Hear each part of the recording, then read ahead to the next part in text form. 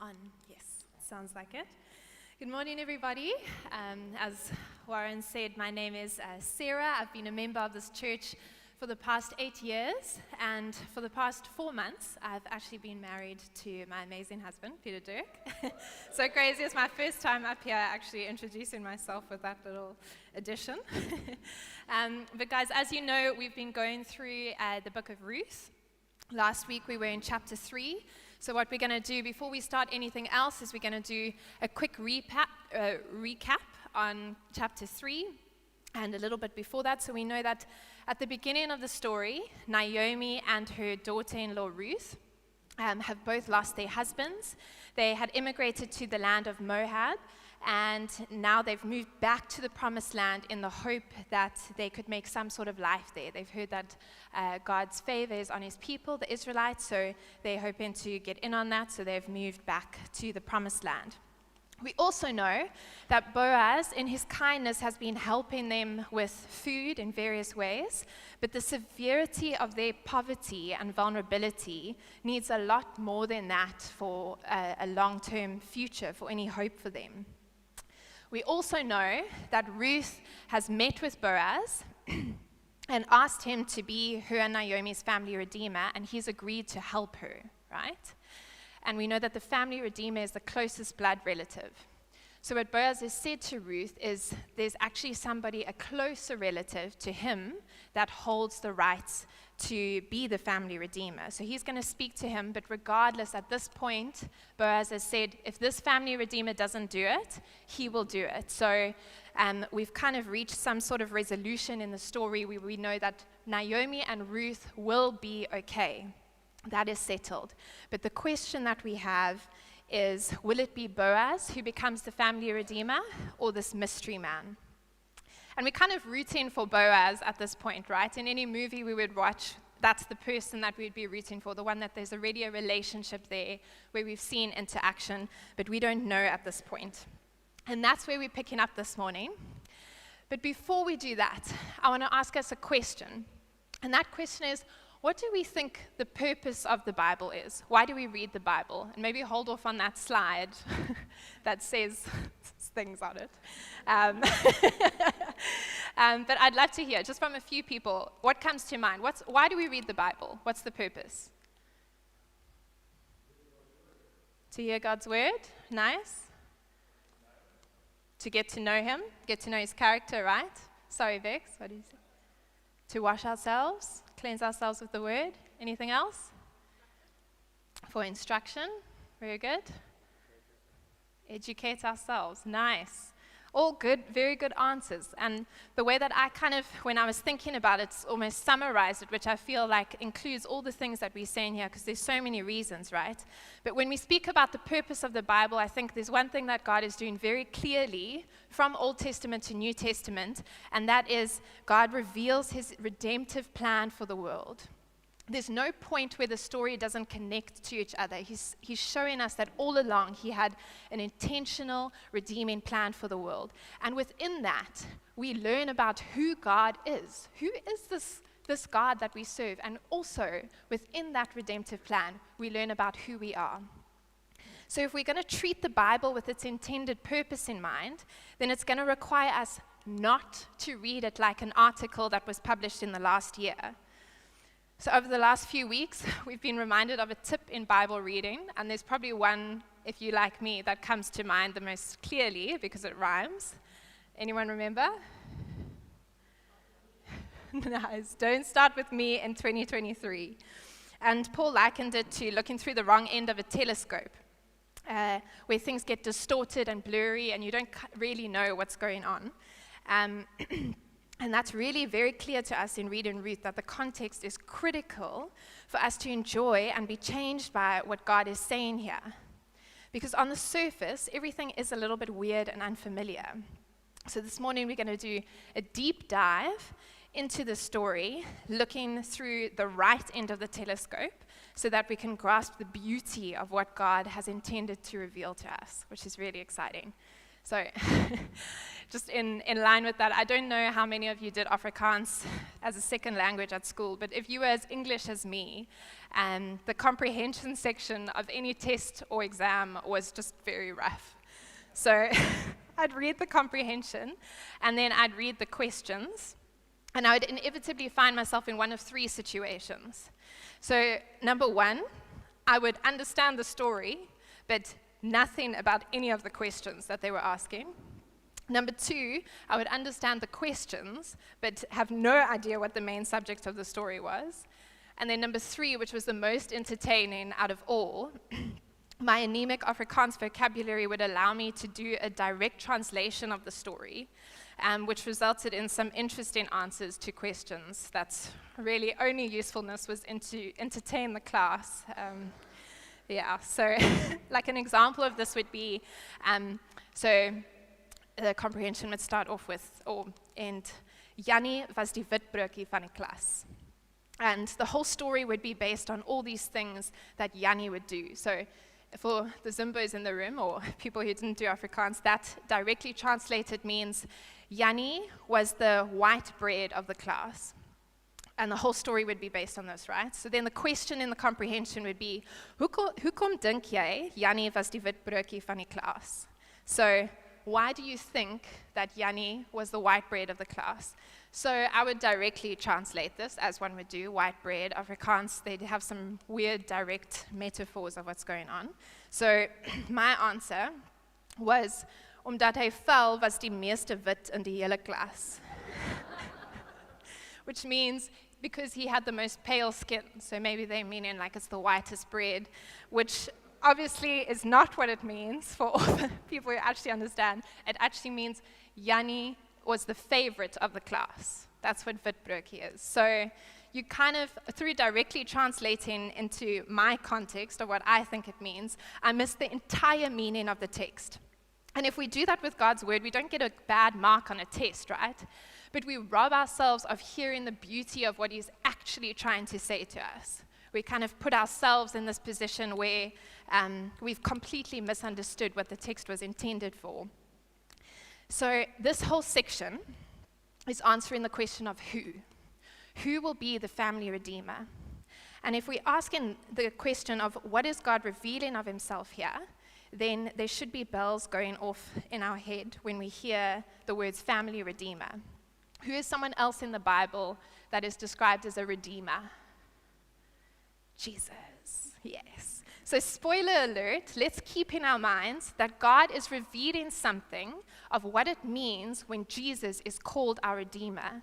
This scripture, like the rest of the Old Testament, is pointing to Jesus, giving us a glimpse of what's to come in Jesus. So let's give it a read. Ruth chapter 4, verse 1 to 12. Boaz went to the town gate and took a seat there.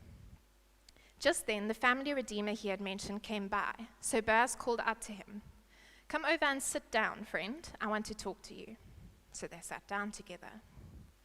Then Boaz called 10 elders from the town and asked them to sit as witnesses. And Boaz said to the family redeemer, "You know Naomi who came back from Moab? She is selling the land that belonged to our relative Elimelech. I thought I should speak to you about it so that you can redeem it if you wish. If you want the land, then buy it here in the presence of these witnesses. But if you don't want it, let me know right away, because I am next in line to redeem it after you." The man replied, "All right, I'll redeem it." Then Boaz told him, "Of course, your purchase of the land from Naomi also requires that you marry Ruth, the Moabite widow. That way, she can have children who will carry on her husband's name and keep the land in the family." "Then I can't redeem it," the family redeemer said, "because this might endanger my own estate. You redeem the land, I cannot do it." Now in those days, it was the custom in Israel for anyone transferring a right of purchase to remove his sandal and hand it to the other party. This publicly validated the transaction. So the family redeemer drew off his sandal as he said to Boaz, "You buy the land." Then Boaz said to the elders and to the crowd standing around, "You are witnesses today that I have brought from Naomi all the property of Elimelech, Chilion, and Mahlon. And with the land I have acquired Ruth, the Moabite widow of Mahlon, to be my wife. This way she can have a son to carry on the family name of her dead husband, and to inherit the family property here in his hometown. You are all witnesses today." Then the elders and all the people standing around in the gate replied, "We are witnesses. May the Lord make this woman who is coming into your home like Rachel and Leah, from whom all the nation of Israel descended. May you prosper in Ephrathah and be famous in Bethlehem.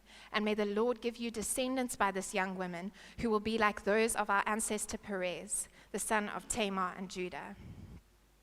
Okay, so we've got a myriad of terms here that we're not familiar with in this text, but I'm going to pull out a few, otherwise we're all going to be eating cold boerewors rolls at the picnic. So we're just going to hone in on a few. First thing we need to notice about this text is that the unnamed redeemer, the unnamed man in this passage is the family redeemer. And we see that only this unnamed man can redeem it. There's some sort of rights or law where he has first dibs. It's not like any relative can just redeem the property, right? And we see, firstly, he's immediately keen. So that's quite interesting. Then Boaz tells us, if he redeems the land, he also has to marry Ruth and bear her a son, which will carry Ruth's dead husband's name, and that son will inherit the land that he's about to buy. Can you see why context is so important? Like, this is not relatable to us. We don't really meet people where we ask, "Oh, how did you guys meet?" And the guy's like, "Yeah, I wanted to buy this wine farm, but I could only buy it if I married her, and that's our love story." Like, we don't get that. That's why we need to really dig into the context, right? So then this guy, after hearing that, says he's not keen. And the reason he gives is because it will endanger his own estate. So we don't really know what that means exactly right now, but we're going to find out a little bit later. But then Boaz steps up, just like he said he would in chapter 3, if this guy wasn't keen. He says, he'll buy the land, he will marry Ruth, and he will give her a son so that he can inherit the land and continue their family name. So what we see here in the story is there are 5 layers to becoming a family redeemer. It involves 5 things. I tried to come up with an acronym, but it's just LMSIP, so not very memorable. I don't really know what to do with that. If it's helpful to you, I'm really glad. But the first one is land or property. There's one layer that's going on there. Then there's a marriage involved in becoming the family redeemer.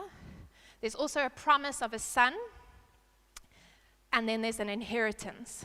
And all of those elements require a redemption price to be paid for all of those things. So to make that happen, it comes at a cost, and that is the redemption price. So this was more helpful for me to remember it. These 4, and then the payment on top of all of that. So the first element that we're going to look at is the land. So we see that the family redeemer is required to buy the land. So property for us, owning property for us, is not the same as what it meant for Israelite people to own property. The land that they are in right now is called the Promised Land. So think of the Promised Land of being a country, and Israelites as being the nation of that country. And this is a real place, right? The Promised Land, basically, modern Israel and Palestine encompass most of what it was. So this land was promised to their ancestors hundreds of years ago, and finally, after many years of slavery, wandering through the wilderness, and war to win back this land, God brought them into the land that he had promised to give his people. And there were 12 tribes of Israelites, 11 of which the land was divided between. And then within each tribe, each family was given a piece of the Promised Land. So within your tribe, there was a piece of land given, and then it was divided between each family. So to the Israelite people, their share of property in the Promised Land was seen as their share in the promises of God. So you see how property meant exponentially more to them than how we would see property that we own. The Israelites understood their relationship with God and the inheritance of the promised land to be inherently connected. So the land we are speaking about here, in terms of it being redeemed, is Elimelech's family share of the property of the promised land. So this is incredibly important that they own it. Now, God established many laws to ensure the protection of the poor and the vulnerable within his, if we think of Israel as the promised land as the country and Israel as the nation, God established laws there to ensure the protection of the poor and the vulnerable. And this was to ensure that, most of it was to ensure that they remained having their share of the promised land. So one of the ways this was done was through redemption rights. It's actually incredible. So the original owner of the property always had rights to buy that property back. One of the practices attached to their laws was the concept of a family redeemer. So if you went bankrupt and had to sell your land and ultimately sell yourself as a slave so that you had a place to live and work, then you could get your land back by the acting of a family redeemer. And a family redeemer is one of his brothers, near of kin unto him, could redeem him and his land by paying the price of redemption. This is in Leviticus 25 that we see these laws. So in this situation, Naomi holds the right to redeem the land as part of Elimelech's family, but there is no way that she could pay the redemption price. So she has the right, she's not a slave, but there's no way that she could pay for the property to be redeemed or actually use the land as a livelihood in their world. And that's where the Redeemer comes in the returning of the land to their family. So if we look at land as the first layer, the family Redeemer pays the redemption price of the land, giving these people, Naomi and Ruth, a physical place to rest in the promises of God. Then the second layer is marriage. So we see in this marriage that one of the things the family Redeemer is required to do is marry Ruth.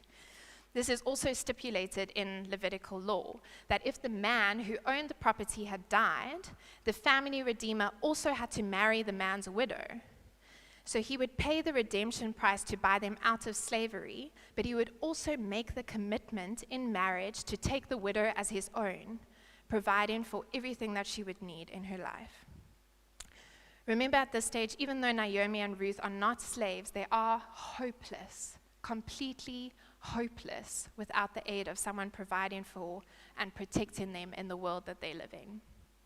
So the second element, marriage, we see that the role of the family Redeemer is to become one with Ruth in marriage, committing to be hers and for her to be his for the rest of their life, so that Ruth and Naomi will be taken care of and protected.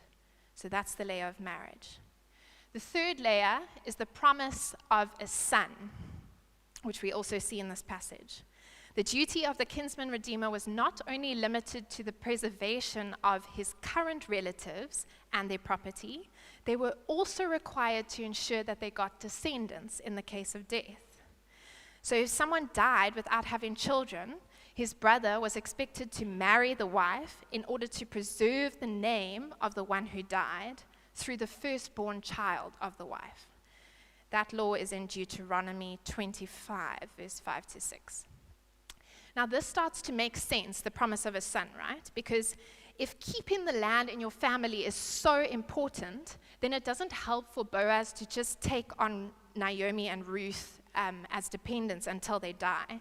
Because ultimately then when they die, their family's possession of the land will be over. They are kind of removed out of the promises of God, the way that they would have seen it. So it's really important that a next generation is established for the legacy of Elimelech's line. So the family Redeemer needs to provide a son to save Elimelech's family line from dying out, so that they won't disappear from Israel in the promised land. Then the fourth element is the inheritance. The family Redeemer is required to provide an inheritance. The son that Ruth would bear from Boaz, the son that Ruth would bear from Boaz secured the next generation for the family line so that there would be someone to inherit the family property to continue the family line. So it's all connected back to the land and the continuation of it remaining in Elimelech's family. Now, the last element that brings all of these layers together is the cost. What is the price of redemption that makes this land purchase, this marriage, the promise of the son, and this inheritance possible? And that is the price of redemption. All of these responsibilities come at a price. Now that we know what the family redeemer's role is, how much did it cost? We see that this other family redeemer that had first rights to become Ruth and Naomi's redeemer went from a big yes when he thought it was just the land to a hell no. So why? And I think it's because this opportunity went from an investment opportunity to a huge, risky sacrifice. So if it was just land, right, that this guy was just buying some land and then there was this widow that he would be taking care of, it was a bonus property that came with redemption rights.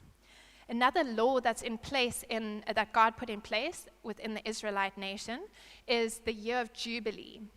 Now, that year of Jubilee happened every 50 years. And what would happen is anyone who had lost their property, who had been experienced bankruptcy, had to sell their property and sell themselves into slavery, all of it would be given back. It would be redistributed to the original owners. It's amazing how God protected his people, right? To keep them in his promises. So essentially, anyone who lost their property still held the redemption rights to that property. There was hope, even if it was only in 50 years. But that's where the family redeemer comes in. So if you bought a property, technically you were only getting a 50-year lease on the property. It would never become part of your family's inheritance. It was never yours forever. But with Naomi, with there being no descendants, this guy was buying the redemption rights and knowing that he would never have to give the property back. So there's a huge bonus here. This would be an expansion of his family's share in the promised land. So of course he says, all right, I'll redeem it. But then he hears that's not all. The land comes with 2 widows. One of them he must marry. Not only that, he also needs to give her a son that will carry her dead husband's name, and that land that he paid for needs to be given to that son as an inheritance from Elimelech's family line. We also need to remember that in the beginning of the story, we saw that the promised land, Israel was experiencing famine, and then God started blessing them, right? So that's why Naomi and Ruth came back. But think about how risk-averse that makes people.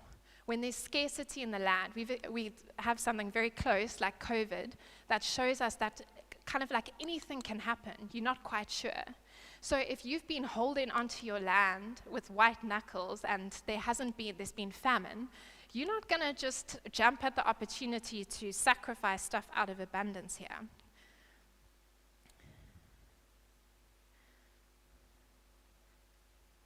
This was a huge, huge deal with a major sacrifice, a major financial sacrifice.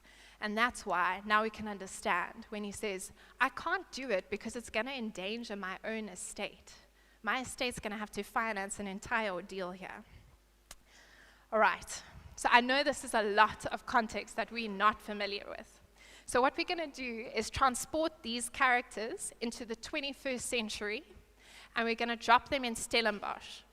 Because when you pile this much unfamiliar law and cultural practice into one section of Scripture, we can easily miss the gravity and the beauty of what God is trying to reveal to us. So I'm going to ask for some volunteers, but I'm not really going to give you a choice into whether you come up because time, you know. So Christian, please come up. Hilton, Lindsay, Jack, Sharon, and Stefan. All right. Okay. So Christian, if you can come stand over here. Christian is going to be our unnamed redeemer. So we're going to call you Mr. John Doe, okay? Or Mr. Doe for short. Then we're going to have Mr. Boaz, which is going to be Hilton. So Hilton, surprised role, well done. Hilton is now Mr. Boaz, okay? Come over here, my friend. Yes, so that's happened. All right.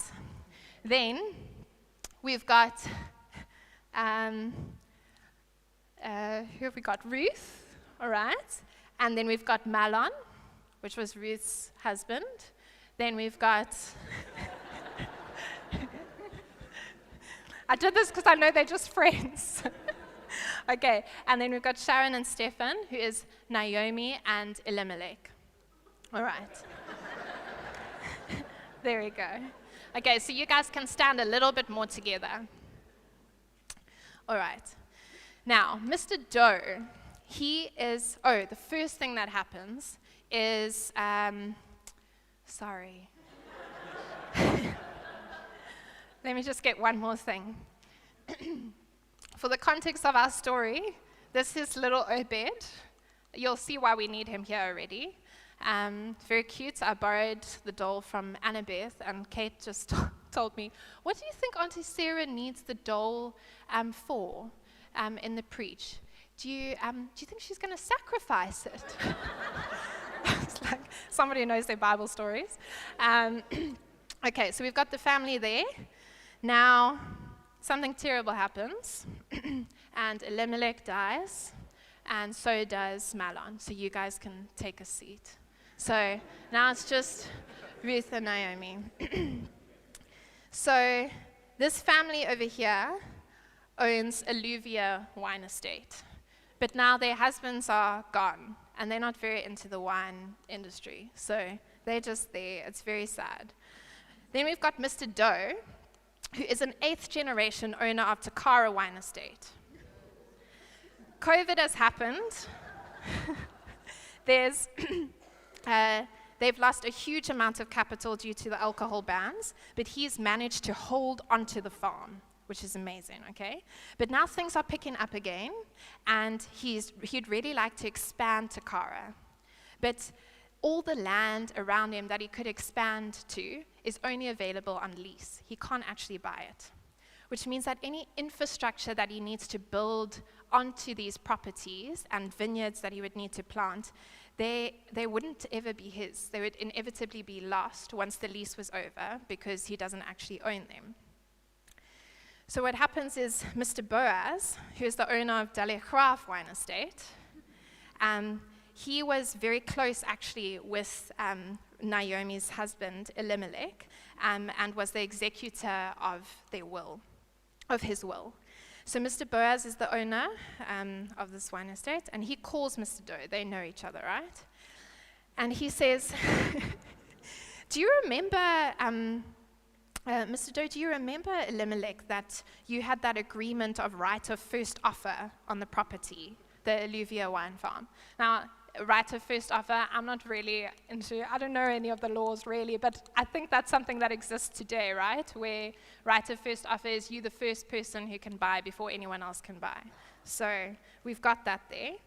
Mr. Doe has right of first offer on this Alluvia wine farm that Elimelech owned. And he says, Elimelech passed away yesterday. This is what Mr. Boaz says. And I'm wanting to find out if you are still interested in buying the property, Mr. Doe. So Mr. Doe is so excited. This is exactly the opportunity that he's been dreaming of. So they set up a meeting at the lawyer's office, which is actually the equivalent of the town gate in the story, to discuss the details. So Mr. Boaz starts to read out the terms and conditions of the sale of Elimelech's farm, this Alluvia wine estate. Very exciting. So condition 1 is that if Mr. Doe decides to buy the estate, he must take on Elimelech's widow as a dependent for the rest of her life. She also gets to stay in the main house of Olivia for the rest of her house. And Mr. Doe, you would need to be responsible for all her needs, all her nursing needs as she gets older. There's absolutely no money left in the estate to support his family. So if you buy the property, the condition is that Naomi becomes your responsibility. So with the land, you're not marrying her, don't even stress. Okay? 21st century people. Okay. And then condition 2 is if you want to buy the estate, Mr. Doe, you must also take on Elimelech's daughter-in-law, Ruth, as a dependent. She's unable to work, so for the rest of her life, you would be responsible for all her living expenses, whatever they might be. So Ruth, you can join him over there. Then, so you get in this land, but you get in a lot of expenses with it, as you can see. Condition 3, obviously more than expenses, but you know what I mean. And this is where we really have to improvise on critical parts of the story to bring them into the 21st century. But you'll get the weight of the commitment regardless. So Ruth already has a son, because in our world, it would be very weird for you to just start marrying people to produce sons for them. So she already has a little boy, and his name is Obed, and he's Elimelech's grandson. And in the terms of sale, Elimelech has stipulated that whoever buys the property must also take on the responsibility of raising Obed. So all his financial needs will be the responsibility of the buyer. All his living expenses, his schooling needs, university, all of that is now your responsibility, okay? The fourth and final term is that if Mr. Doe decides to buy Olivia wine farm, he needs to give it to Obed free of charge once he's old enough as his inheritance. So essentially, the opportunity and responsibility represented here is actually to take a huge financial sacrifice with no personal gain and no return on investment. The sacrifice is entirely for the benefit of this other family. There's no personal payoff. So when Mr. Doe says he can't redeem it because it will endanger his own estate, it makes sense, right? To Cara Wine Estate, all his money and resources is going to have to finance everything that's necessary for the continuation of this family. And this is the point where we realize that this is not just a small act of kindness from Boaz's end. This is an extremely costly sacrifice that he doesn't stand to gain from. And in this situation, even the child would actually, not in this situation, sorry, in the Bible, even the child that is genetically his would not be considered his own. So there's no personal gain, but what does Boaz do? He says, all of that he will take on.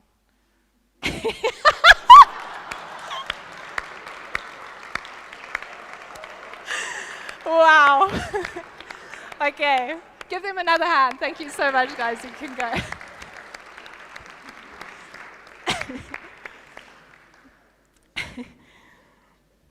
That was brilliant. You guys are 5-star performance. So you get the weight of it now, right? There's major gravity of what's being taken on here. This is a huge sacrifice. This is a big deal. So if we go back to our question at the beginning of the purpose of reading the Bible, we need to seek out what God is revealing of himself here and his redemptive plan. At first glance, we see Boaz's incredible, sacrificial, redeeming kindness that saved Naomi and Ruth from complete hopelessness and vulnerability. But even a man like Boaz, devoted to God in a time of religious and moral degeneracy, putting himself on the line for the rescuing of another family, even he isn't enough to save the world. We needed far more than a Boaz to rescue us from our hopelessness. I think something that we really see about God's heart here is how he is an invested God. This is a little family that's got financial struggles, that is facing death, that is facing huge vulnerability. They are in danger, and God is weaving intricate details together because he is so invested. That's his character. It's not this family. He's like that with everyone. He is so invested in our lives. So we know, right? Being the Redeemer involves what was it again? Something like that. Involves land, marriage, the promise of a son, and an inheritance, and then a price to pay for this redemption. Boaz pays the redemption price of the land, giving Naomi and Ruth a physical place to rest in the promises of God for the rest of their life. But Jesus, our Redeemer, pays the redemption price necessary to give us a physical place to rest in the promises of God eternally in our true home, heaven. Boaz becomes one in marriage with Ruth, devoting himself to her for the rest of their lives. Jesus becomes one in marriage with us, he as the groom and us as his church, as his bride, as the church, devoting himself to us forever. Boaz provides a son to save Elimelech's family line from death. But Jesus is the son that God sent to save the world from death for eternity. Boaz provides an inheritance of the land for Ruth's son, but Jesus provides us with an inheritance of God's eternal and all-encompassing love, grace, and mercy. Boaz's payment of redemption was enough to save one family for their earthly lives, but Jesus' payment of redemption was enough to save the entire world from sin and death forever and ever. Boaz paid the redemption price with money, but all the money in the world couldn't save us. Jesus paid our redemption price with his life, his body, and his blood. When Jesus paid our redemption price, the wages of sin and death, he did it in totality. It wasn't only for people in the platinum level of morality according to the world. He paid the price for past, present, and future sin, so that those who give their life to him always have hope and a future. No matter how bad we think our sin is or our situation is, he has paid the price for it. In 1 Peter 17, verse 20, we see him say, "For you know that it is not with perishable things, such as silver or gold, that you were redeemed from the empty way of life handed down to you from your ancestors, but with the precious blood of Christ, a lamb without blemish or defect. He was chosen before the creation of the world, but was revealed in the last times for your sake." Jesus' sacrifice for us can't be corrupted or run out. It's not vulnerable to bankruptcy, to vulnerability, like the family redeemers was. Because if we think about it, if Boaz loses everything, so do Ruth and Naomi. It's not secure, right? But Jesus' sacrifice is different. It's impenetrable. I really believe that what God is wanting to speak into our hearts this morning is the totality of his redeeming grace and love. Boaz's life was a foreshadow of what Jesus was coming to do. But our life is a reflection of what Jesus has already done. More than anything, I believe that Jesus wants us to live a life in awe of the totality of his redemption of us. One of the polar opposite things about PD and I is our relationship with chocolate. When someone gifts him some, he doesn't open it and start eating it. More often than not, it actually expires before he has any in a drawer somewhere. And I, on the other hand, unwrap that thing in a matter of minutes to start enjoying its finger-licking goodness. And this might not be the best way to approach chocolate, right? But it is 100% the way that God desires for us to embrace the fact that he has redeemed every single aspect of you and your life. I think we are so quick to compartmentalize our lives into the stuff that Jesus handles, that we accept his redeeming love, his redeeming grace over, and then we have the stuff that we think we handle alone. Often we do a kind of tag team approach. We think through our willpower and strength, we should kind of meet Jesus halfway. We need to sort out this thing, and then we'll be suitable to come before God.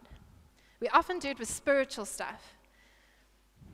I think, okay, I need to be disciplined in spending time with God and then I can speak to him. No, we can ask him to help us desire to spend time with him, right? Or I need to have faith before I feel like it's okay for me to pray to him. No, you can come before him with no faith, asking him to give you faith for whatever it is. He didn't pay the price for the salvation of your total depravity so that you would only access some of it. He wants us to access it all. He wants us to take hold of all he has done so that we are always filled with hope, so that we know that nothing is too big or too insignificant for him. I want you to take a moment. You can close your eyes if you like. And just examine your heart before God. So think of a situation or sin in your life that you have subconsciously decided falls into the handle yourself department. Something you just don't think God is interested in.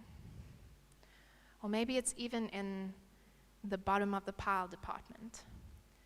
Something you yourself don't even think about. You just bury it because it's actually too much for you, too much for God. It could be a situation that is so hopeless that you just don't see a way out of. Maybe it's just the way that you feel, that you can't stop feeling. Maybe it's a hard relationship. Maybe a sin you've tried so hard to beat. Or maybe it's something you desperately long for in your life, that you just thought that God couldn't possibly care about this. Everything that you've just thought of has been totally covered by the blood of Jesus Christ. He has made a way for you to experience freedom in and from those things. So you can open your eyes.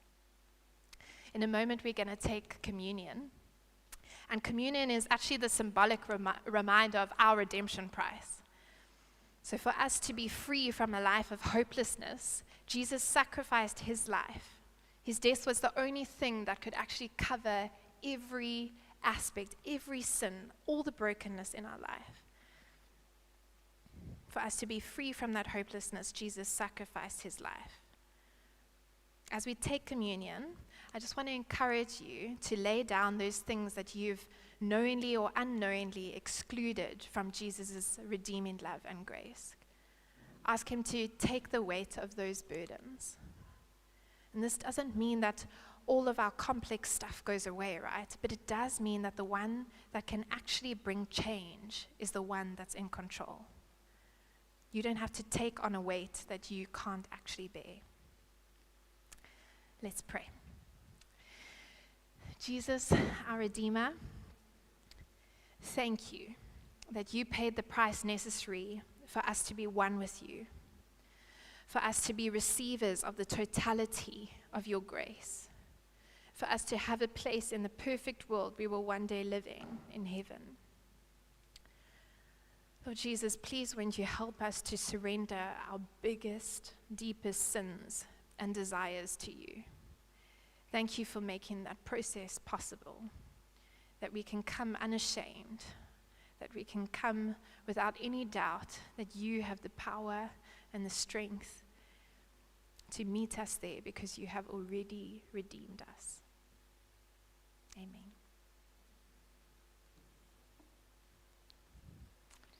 You guys can go up and get communion. So we'll just take it by ourselves as you reflect.